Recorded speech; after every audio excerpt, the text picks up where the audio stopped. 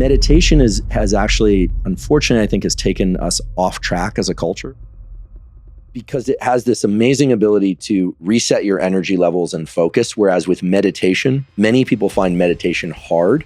And part of the reason they find it hard is that it requires focus. In the depths of chaos and turmoil, Andrew Huberman emerges as a guiding light, unveiling the transformative power of NSDR, neuroscience-based stress reduction, to manage stress and forge unyielding mental resilience. NSDR is immensely powerful. It's zero cost. And one of the reasons I'm such a fan of people doing it is that most people don't stick to a meditation practice. There have also been a few cases, you might find this interesting. There's a book by Scott Carney, I forget what it's called. I think it's called The Transcendence Trap or something. I'm going to have that title wrong. Brace yourself for a captivating journey as Huberman unravels the mysteries of the human mind, offering a lifeline in the form of NSDR, a potent antidote to the relentless onslaught of stress that threatens to consume us. Yeah, so non-sleep deep rest, NSDR, is an acronym that I coined because it encompasses a lot of practices that are not meditation per se, but that bring the brain and body into a state of relaxation and focus. So hypnosis is one variant of NSDR. There are other variants of NSDR. You can just look these up and you'll find them.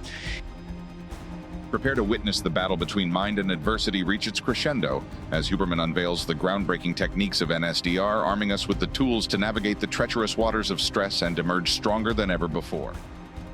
The practice that for me has really helped reduce stress and allowed me to fall asleep more easily and control my state of mind late in the evening is this practice that some people call yoga nidra, which literally means yoga sleep. And that practice of taking 20 or 30 minutes a day, and it doesn't have to be done every day. In the face of life's relentless storms, Huberman's wisdom emerges as a beacon of hope, illuminating the path toward mental fortitude and resilience through the transformative power of NSDR. Basically, we learn best when we are focused and alert, but not too stressed. And then when we cycle that with periods of deep rest, and not just sleep, but when we go into states of, they can be shallow naps, it can be meditation, but really it's going into a state of what is most easily thought of as wordlessness. With a resolute determination, Huberman guides us through the labyrinthine corridors of stress, unveiling the secrets of NSDR that have the potential to unlock our true inner strength and defy the odds stacked against us. And really allowing the mind to enter one of these pseudo-sleep states. We know from work in my laboratory and work that I'm doing with David Spiegel's laboratory, as well as work from other labs, that that state of shallow nap or shallow sleep done in waking allows the brain to, and the person, to get better at turning off their thoughts and falling asleep in the evening. Prepare for a paradigm shift as Huberman challenges the status quo, revealing the untapped potential within each of us to harness stress as a catalyst for growth and transformation, all under the guiding principles of NSDR.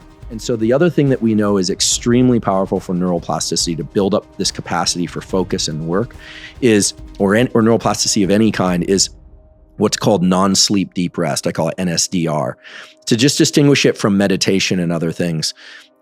There's a now pretty extensive literature showing that a 20 or 30 minute shallow nap, or if you can't nap, just put your feet up and relax and do something that's kind of wordless.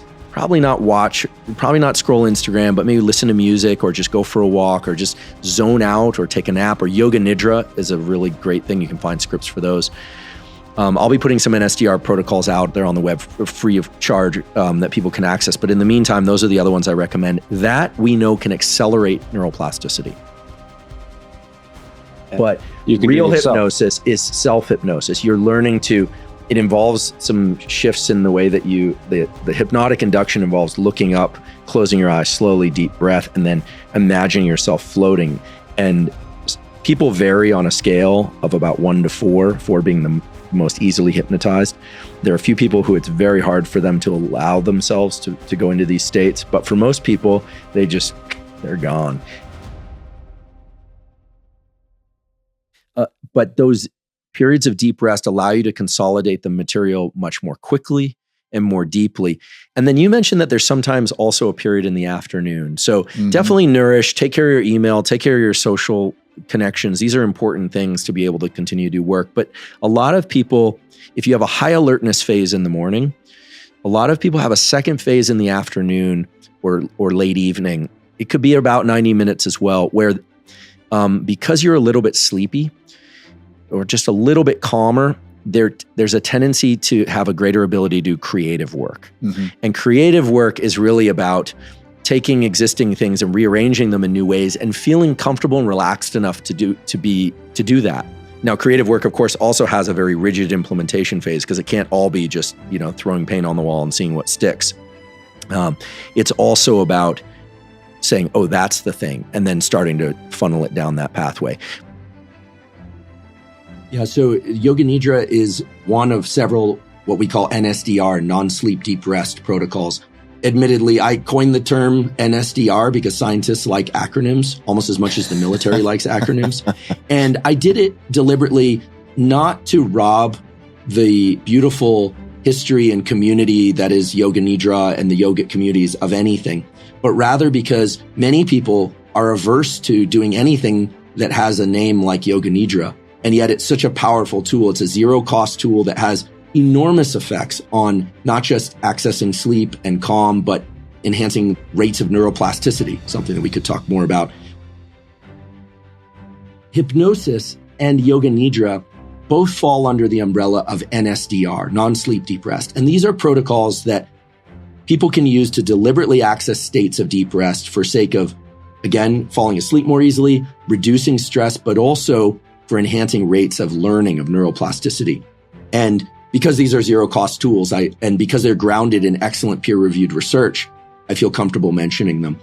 And what you find is that if people who are not familiar with meditation or mindfulness, or maybe they're not from West LA or the Bay Area, if they hear Yoga Nidra, they think magic carpets, and they hear hypnosis, and they think that somebody's going to control their brain. NSDR is my attempt to create a more friendly language, which is because all of these things are really just the same thing. They really involve two things. One, self-directing a state of calm. That's something that we never learn how to do unless we have a need to do it. We suffer some trauma, we have chronic stress, we start taking a mindfulness class.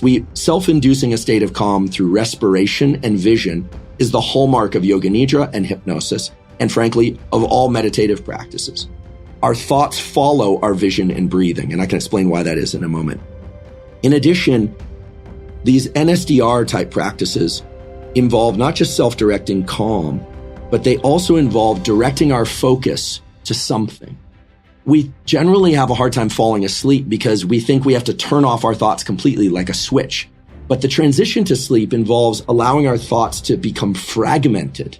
And then we become relaxed. And then the brain enters this state where space and time are very fluid and not under our conscious control. One thing that I'm a big proponent of and that my lab has been studying is what I now call NSDR, non-sleep deep rest. And this is just lying down. There are some scripts that we're going to put out there soon as a free resource. There's some hypnosis scripts that my colleague David Spiegel has put out there as a free resource. But non-sleep deep rest is allowing your system to drop into states of real calm that allow you to get better at falling asleep later. And they can be very restorative for cognitive and motor function. There's at least one study out of Denmark that shows that the basal ganglia, which is an area of the brain that's involved in motor planning and action, one of these 20-minute non-sleep deep rest protocols resets levels of neuromodulators like dopamine in the basal ganglia to the same levels that they were right after a long night's sleep. So I also respectfully or semi-respectfully disagree with the idea that you can't recover lost sleep. What does that mean? I mean, that there's no IRS for sleep. So what does it mean to be in debt for sleep? If you're falling asleep during the day and you're sleepy, like you're falling asleep, that's a good sign of insomnia. It means you're not sleeping enough at night.